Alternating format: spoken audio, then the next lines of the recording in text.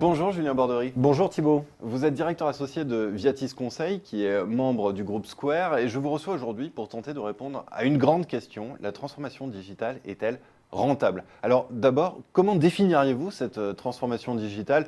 Il faut bien dire aujourd'hui, c'est un terme un petit peu fourre-tout. Oui, effectivement. Pour bien comprendre, je pense qu'il faut se placer tout de suite du point de vue du client. Aujourd'hui, la valeur de l'usage est plus importante que la détention.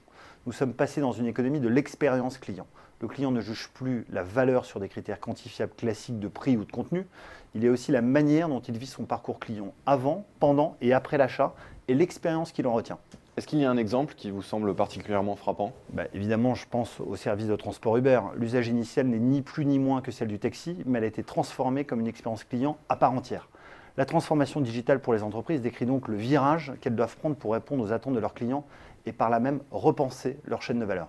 Et comment les entreprises ont-elles pris ce virage de la transformation numérique? À mon avis, leur péché a été d'adopter le digital sans véritable feuille de route stratégique. Pour caricaturer, on peut dire qu'elles ont transformé les vitrines de leurs boutiques pour les rendre plus attrayantes et plus ludiques, mais dans l'arrière-boutique, rien n'a changé. On trouve toujours des gens en train de tamponner du vieux papier carbone pour donner leur aval. Et selon vous, à quel résultat a conduit cette erreur, ce péché, pour reprendre votre expression? Au bilan, il y a eu des dépenses qui ont été considérables. Les entreprises se sont concentrées davantage sur le quoi faire que sur le comment donner un sens à cette transformation. Les effets sur les ventes directes ou indirectes ont été faibles et cette course à l'armement n'a eu que peu d'effets bénéfiques. Mais alors, j'en reviens à la question initiale. Comment rendre cette transformation digitale rentable? Cela passe par de véritables objectifs stratégiques, j'imagine. Oui, cette réflexion sur les objectifs à atteindre est indispensable car c'est le projet de transformation qui donne du sens à la technologie et pas l'inverse. En se focalisant sur la technologie, les entreprises s'empêchent souvent toute réflexion de fond sur la meilleure manière de se transformer véritablement. Or, c'est bien la vision des managers ou des dirigeants qui donnera du sens à la transformation. Et cela veut dire repenser les organisations aussi? Oui, c'est en un mot aligner les organisations avec cette nouvelle chaîne de valeur transformée.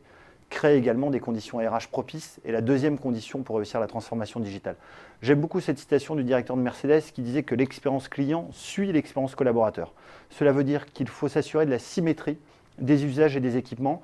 Comment voulez-vous valoriser la dernière application client si les collaborateurs travaillent toujours sur des systèmes d'information vétustes? Et est-ce que cela veut dire qu'il y a également un changement dans la manière de travailler des collaborateurs?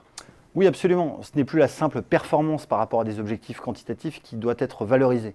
Le collaborateur doit aussi être reconnu pour sa contribution à la transformation d'un produit, d'un processus ou d'un simple mode opératoire. Oui, donc en fait, on peut presque dire que c'est le facteur humain qui prévaut pour que cette transformation digitale soit effectivement rentable. Effectivement, l'homme est toujours le facteur lent du changement. L'entreprise transformée et rentable sera celle qui saura créer de la valeur autour d'une expérience client qu'elle saura parfaitement appréhender, gérer, piloter, fidéliser pendant tout son parcours. On pourrait dire que si la formule « que tout change pour que rien ne change » peut fonctionner, c'est réciproque en 2015 ne peut être vrai dans le monde de l'entreprise. Eh bien, Julien Bordery, je vous remercie de cet éclairage. Merci Thibault.